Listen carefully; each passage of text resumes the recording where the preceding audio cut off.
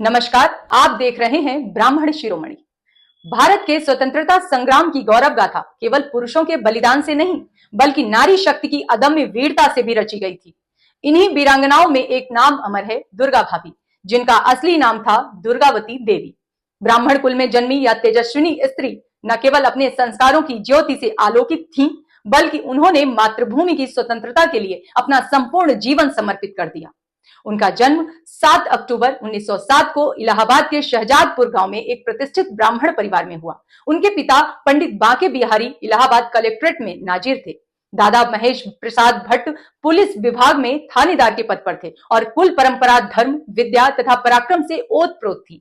यही ब्राह्मण संस्कार उनके भीतर राष्ट्रभक्ति की वह ज्योति बने, जिसने आगे चलकर अंग्रेजी हुकूमत की नींव हिला दी। केवल 10 वर्ष की आयु में दुर्गावती का विवाह लाहौर के क्रांतिकारी भगवती चरण बोहरा से हुआ।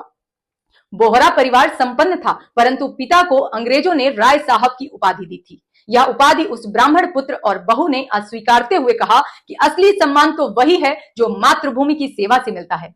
भगवती चरण Bohra Hindustan socialist Republican association के प्रचार सचिव बने और उनकी धर्म पत्नी दुर्गा भाभी ने भी क्रांति को ही अपना धर्म मान लिया। दोनों ने अपने परिवार से मिले 40,000 रुपए देश की आजादी के कार्यों में लगा दिए। दुर्गा भाभी की ब्राह्मण परवरिश ने उन्हें निर्भीकता, विवेक और त्याग की शिक्षा दी थी। यही कारण था कि वे केवल एक गृहिणी नहीं रहीं, वे क्रांति की अग्रदूत भी बनी। उन्होंने बम बनाना सीखा, गुप्त संदेश पहुंचाए और कई बार अंग्रेज पुलिस को चकमा भी दिया।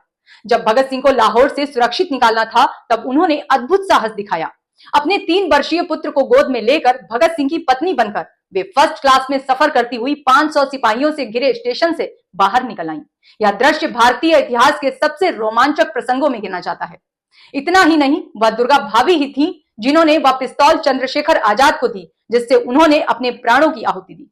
दुर्गा भाभी केवल एक नारी नहीं, बल्कि ब्राह्मण धर्म की उस पवित्र परंपरा की सजीव प्रतीक थी, जिसने सदैव धर्म, राष्ट्र और न्याय की रक्षा के लिए आहुति दी। उन्होंने दिखाया कि जब धर्म संकट में हो, जब राष्ट्र पराधीनता की बेड़ियों में जकड़ा हो, तब ब्राह्मण नारी भी मां दुर्गा का रूप लेकर अत्याचार के अंत का शंखनाद कर सकती है।